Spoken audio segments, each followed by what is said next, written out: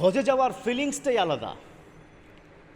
নিজে 18 বছর ধরে গাছ লাগিয়ে 18 বছর ধরে প্রতি রাতে ওই গাছের কাছে গিয়ে চোখের পানি ফেলতো আর আল্লাহর কাছে বলতো, আল্লাহ যে গাছগুলো লাগিয়েছি এই গাছ বিক্রি করে যেন আমি হজে যেতে পারি।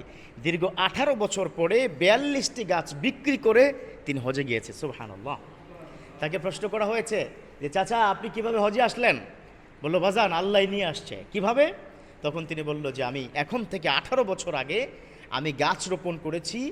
গাছ রোপণের সময় আল্লাহর কাছে বলেছি, আল্লাহ এই গাছগুলো বড় হবে, এই গাছগুলো বিক্রি করব, এই গাছগুলো যেন আমাকে মক্কা পর্যন্ত পৌঁছে দেয়। আমি 18 বছর পরে 42টি গাছ বিক্রি করে আমাকে আল্লাহ মক্কায় নিয়ে এসেছে। সুবহানাল্লাহ।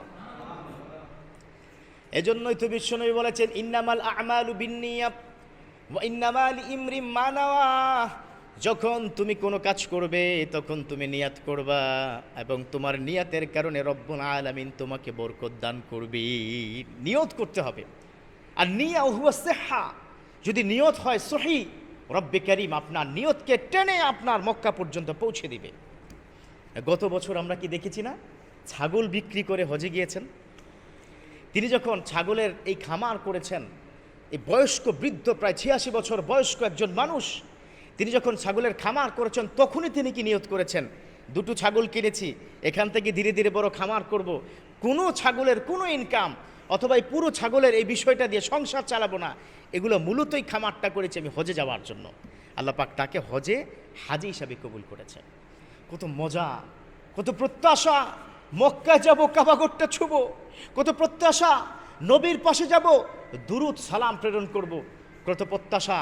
হাদিস অনুযায়ী কামা রাজানি কা ওয়ালাদাত উম্মু, বিশ্বনবী বলেছেন তুমি যখন হজে যাবা নিয়ত যদি সই হয়, তোমার টাকা যদি হালাল হয়, তুমি যখন হজে যাবা তুমি যদি সঠিকভাবে ইবাদত করতে পারো, আমার রব্বুল আলামিন ওই ইবাদতের কারণে তোমাকে কামা রাজানিকা ওয়ালাদাত উম্মুহু, একজন সন্তান যেমন পৃথিবীতে আসে মায়ের কোল পেট থেকে, যখন পৃথিবীতে আসে সন্তানটা যেমন ভূমিষ্ঠ হওয়ার সময় হয়ে যায়, তার কোনো পাপ থাকে না, নিষ্পাপ সন্তান যেমন হয় একজন হাজি হজ করে আসার পর তেমন নিষ্পাপ হয়ে যায়। সুবহানাল্লাহ।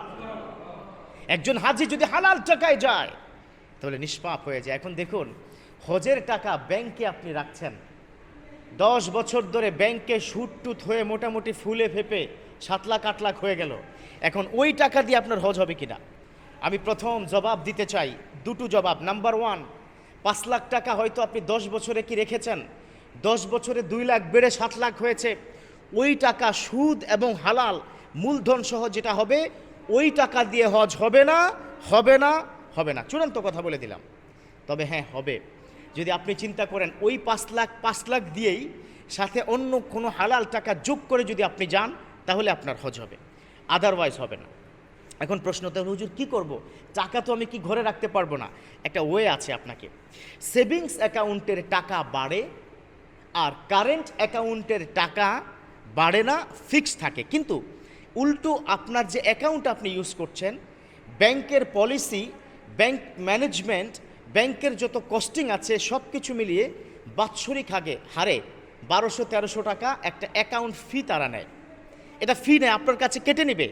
আপনি যদি প্রতি মাসে 10,000 করে কি রাখেন, 5,000 করে যদি কি রাখেন, 5 বছর পরে 7 লাখ টাকা আপনার হলো। উল্টো দেখবেন 5 বছরে আরও 7,000 টাকা তারা কি কেটে নিয়েছে, বিকজ অফ ওই অ্যাকাউন্টের ভাড়া। তাহলে কারেন্ট অ্যাকাউন্টে যদি আপনি টাকা রাখেন, ওই টাকার সাথে কোনো কিছু যোগ হবে না, সো সেই টাকা দিয়ে আপনি হজে যেতে পারবেন। বাট সেভিংস অ্যাকাউন্টের টাকা দিয়ে হজে আপনি যেতে পারবেন না। যে মানুষটা সেভিংস করেছেন গাছ দিয়ে 42টি গাছের কাটা গাছ দিয়ে তিনি বিক্রি করে 7 লাখ টাকা দিয়ে হজে গিয়েছেন, এটা হচ্ছে পিওর।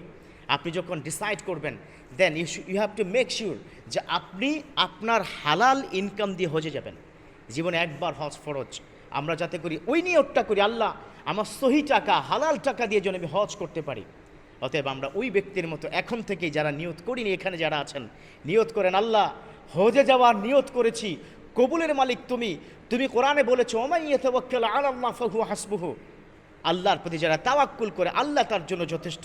আল্লাহ তুমি আমার হজে যাওয়ার সুযোগ করে দাও, অ্যারেঞ্জ করে দাও, আমি হালাল টাকায় হজে যেতে চাই। আল্লাহ আমাদের প্রত্যেককে হালাল টাকায় হজ করে বেগুনা মাসুম বান্দা হয়ে আবার আমার ঘরে ফিরে আসার আল্লাহ তৌফিক দান করুক, আমিন।